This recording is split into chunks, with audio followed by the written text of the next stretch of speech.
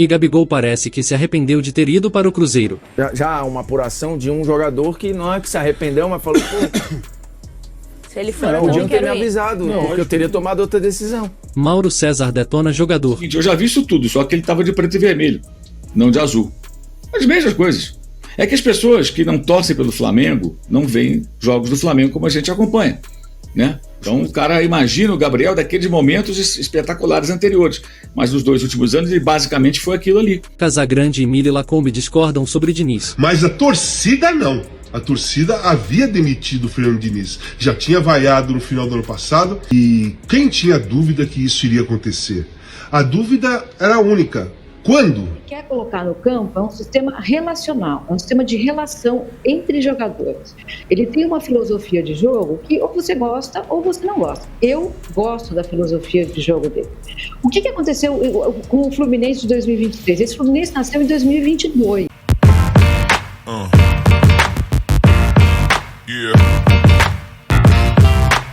E aí os caras que foram lá por conta do Diniz.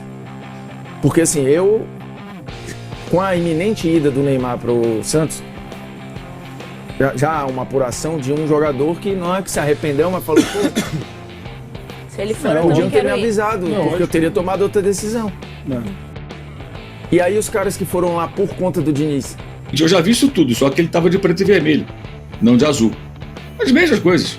É que as pessoas que não torcem pelo Flamengo não veem jogos do Flamengo como a gente acompanha, né? Os cruzeirenses não veem jogos do Flamengo como a gente acompanha. É normal isso. Então o cara imagina o Gabriel daqueles momentos espetaculares anteriores, mas nos 2 últimos anos ele basicamente foi aquilo ali. É isso que ele tem que mudar. Mas não é culpa só dele. O time é uma bagunça, o time do Diniz não funciona. O Diniz já vem mal desde o ano passado, chegou à final da Sul-Americana, sabe-se como, e fez uma partida horrorosa, e foi derrotado pelo Racing de forma categórica, né? Com mais jogadores qualificados, com mais investimento e tudo mais. E ele está dando aval para essas contratações de jogadores que eram reservas nos seus times e que tem que se recuperar no Cruzeiro.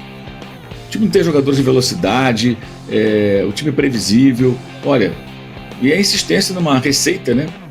Eu acho que é um momento muito delicado da carreira também do técnico. Ele vai precisar de uma resposta muito rápida, porque criaram uma expectativa muito grande, né?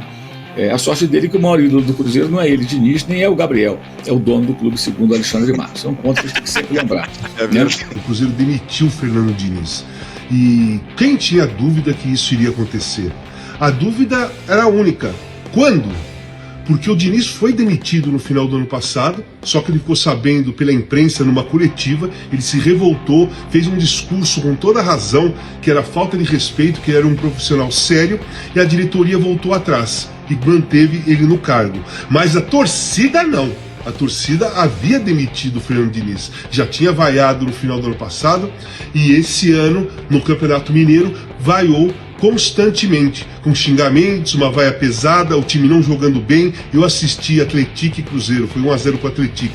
Jogou muito mal. O Atlético poderia ter feito 2, 3, 4 gols. E a torcida vaiou muito o Diniz. E eu fiquei sabendo que enquanto o Betim, nesse empate, também foi vaiado no Mineirão, né? Estão falando que vai entrar o Renato Gaúcho. Eu acho o Renato um treinador melhor que o Fernando Diniz. O Fernando Diniz é melhor que o Fernando Diniz. O Fernando Diniz, ele tem um esquema só, que já é manjado, vira o time previsível e o adversário conhece perfeitamente o modo que o Diniz põe o seu time para jogar. O Renato, ele nas relações ele é melhor. Eu acho que aquelas histórias que ele conta, quando ele fala da época dele jogar futebol, ele diverte o ambiente, ele deixa o ambiente mais leve. Ele não faz panela, ele trata todo mundo igual. E eu acredito que por ter jogado no Cruzeiro, ter sido campeão por lá, ele vai ter um melhor desempenho, uma melhor relação. Então, Diniz caiu, pode chegar Renato Gaúcho. Então, o Diniz, todo mundo sabe, o sistema dele é contra-hegemônico, né? Eu acho que isso ninguém discute. O que ele quer colocar no campo é um sistema relacional, é um sistema de relação entre jogadores. Ele tem uma filosofia de jogo que ou você gosta ou você não gosta. Eu gosto da filosofia de jogo dele. O que aconteceu com o Fluminense de 2023? Esse Fluminense nasceu em 2022. Mas para comprar o trabalho do Diniz, precisa estar a diretoria fechada com essa filosofia e a torcida fechada com essa filosofia. O Fluminense estava em 2022. E aí você constrói o que a gente viu em 2023. Me parece, é claro que esses números, eles são muito sonoros. Se a gente olhar o número concreto, a concretude desses números, ela é bastante eloquente. Mas vamos falar do futebol para fora dos números. A evolução, ela não é uma linha reta. A evolução, às vezes, ela é uma espiral, às vezes ela é um zigue-zague. Então, eu entendo quando ele fala que houve momentos em que ele conseguiu constatar o futebol que ele queria, mas ela não veio em linha reta e ninguém teve paciência, nem a diretoria, nem a torcida. Aí realmente não se sustenta, porque é tão difícil você lutar contra um sistema hegemônico que, assim, não é só no campo. A gente, quem fica aqui defendendo esse trabalho como eu, você precisa de tempo para conseguir elaborar o raciocínio. Porque se eu viesse aqui e dissesse, não, realmente, olha os números do Diniz aí, o trabalho dele não se sustenta. Acabou. Você não precisa de tempo. A opinião pública compactua com essa ideia. Mas quando você vai defender, teoricamente, um sistema contra-hegemônico, é preciso tempo para elaborar a ideia. E ninguém tem paciência, nem para ouvir por que o dinizismo é bom.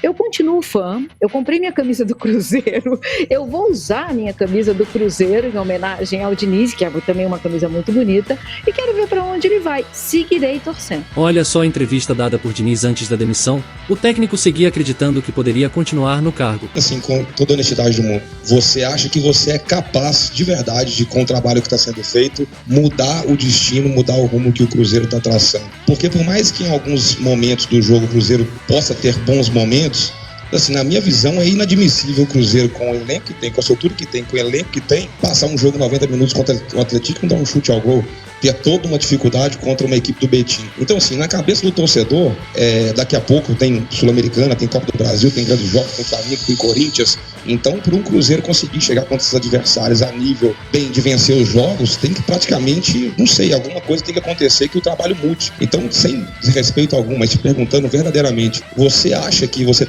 ainda é capaz de conseguir fazer esse Cruzeiro engrenar? Porque agora há pouco, né, você falou assim, pô, tudo tem um limite.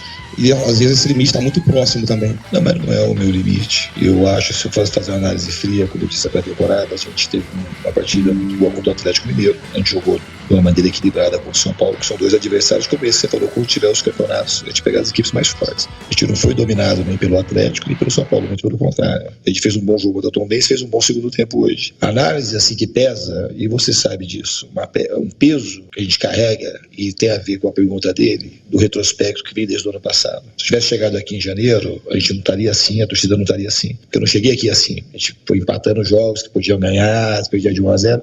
E a sequência de resultados ruins, ela deixa o torcedor sem a mínima paciência e com toda razão. Mas eu acredito no trabalho. Eu acredito que a gente pode fazer aqui no Cruzeiro.